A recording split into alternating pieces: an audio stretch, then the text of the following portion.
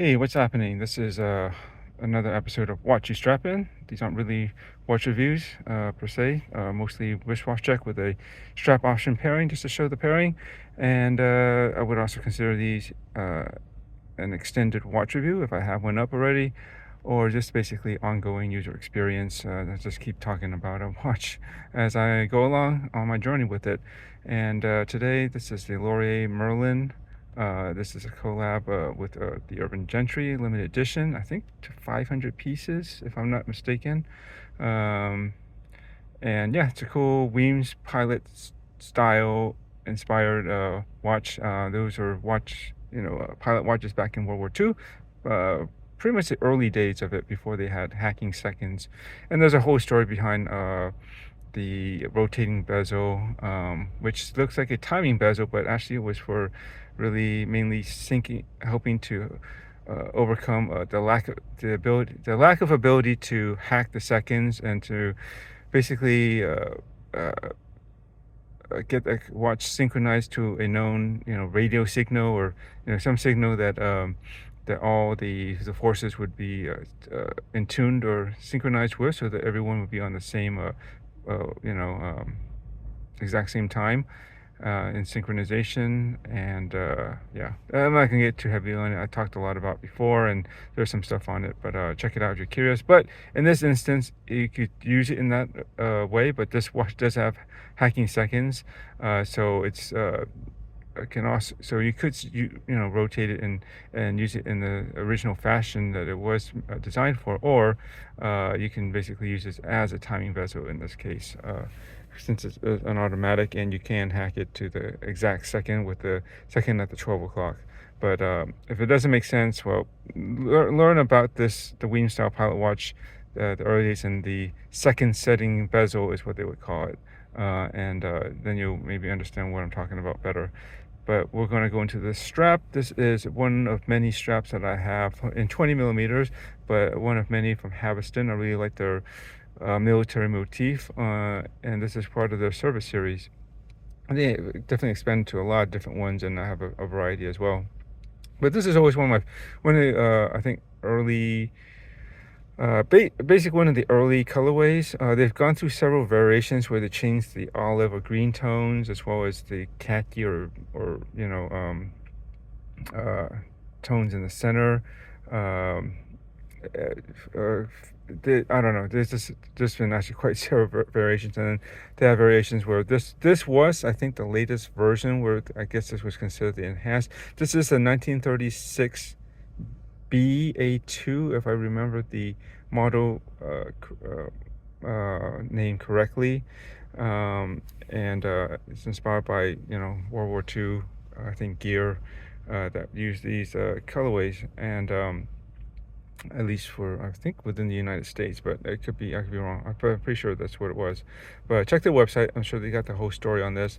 And this is supposed to be the enhanced version with the reinforced keepers, with basically with this leather trim around it, as well as this leather tip here, which just kind of finishes off a little bit and just adds a little accent. And then before, they didn't have these leather pieces. It was just straight, and to be honest, it's what I prefer. And from when I just looked at the website, I think they brought that one back. I thought they have like a 1936-C, 1936. I'm not sure what the other designation is, but I saw something SC. I'm not sure what that means. But yeah, I thought they were moving primarily towards this style with all the straps, but it looks like they've kind of gone back, or at least brought back the other one, which is what I prefer. I don't really care for the leather strap version. And actually, I had a version of this prior that when they didn't have that, but I went through some strap, styling period, and for whatever reason, I sold the older one. It might be because it wasn't a single pass before as well. Again, yeah, before it was like a NATO style, where it was like double layered. There's a piece underneath, and there's a piece of hardware here, and then they took that out, and then they had rocked that for a while, and then they had made this version, and then now they have again back. Seems like they went back to the other version, although they still have these. But I mean, it works. But because I like to wash my straps especially when I go to work, and then this is something I might wear to work, and I thought it could be washable since it's canvas. But that leather part of it, whether it's real or not, kind of makes it a little bit trickier.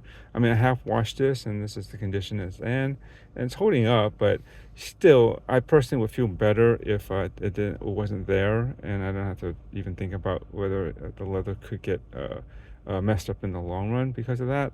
I think the importance is you could wash it. It's just that you probably will want to not let it soak and get wet for too long. You just do your cleaning and then at least pat dry it, air dry it, or something. Just get it really soaked up and not sitting in too much moisture for too long. But anyways, it is what it is. But I still like this colorway, at least the main color with the khaki and the green tones that they have here. I think it works pretty well with this World War II style of pilot watch. It's taking inspirations from a number of different designs. It's not one a particular Weems style design, and it may even take some inspiration from a bit of few watches. But overall, yeah, it's cool. It's like a really good homage, and it looks the part, but yet it's not like a copy, which is fine.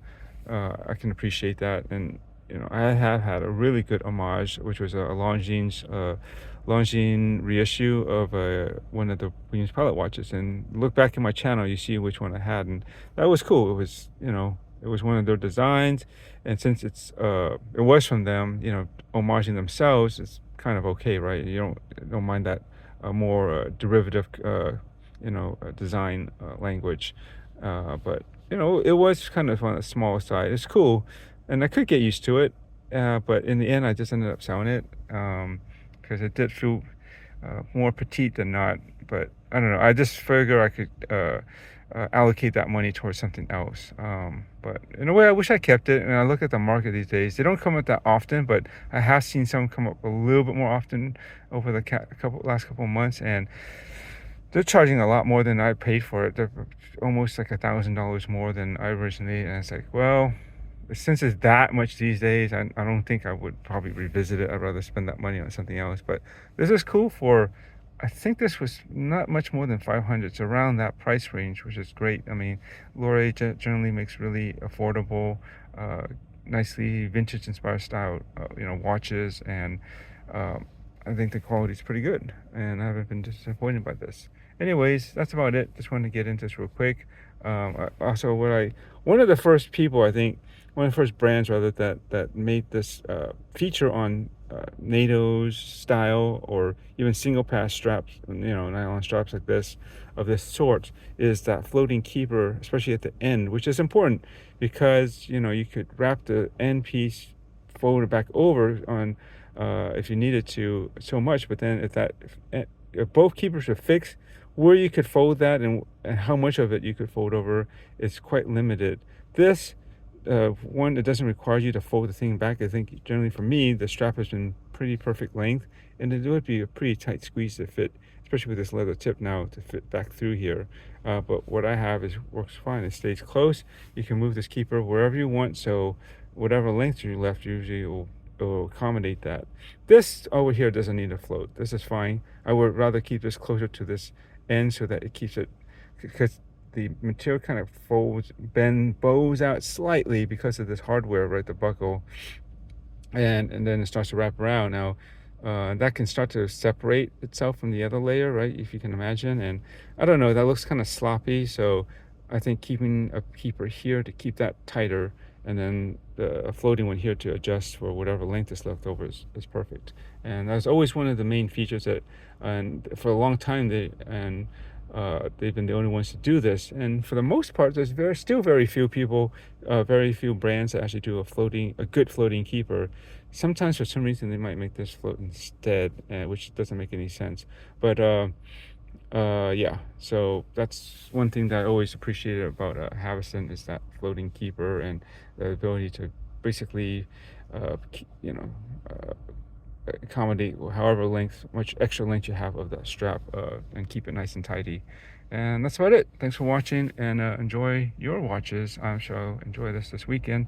It's been a while, and I don't know, it's been kind of felt like getting this back on the wrist again. Probably just a tad earlier in rotation than I think it might have been, but nonetheless, you just go with what you feel like, right? Anyways, it's not really on a schedule. That's it. Thanks. Bye.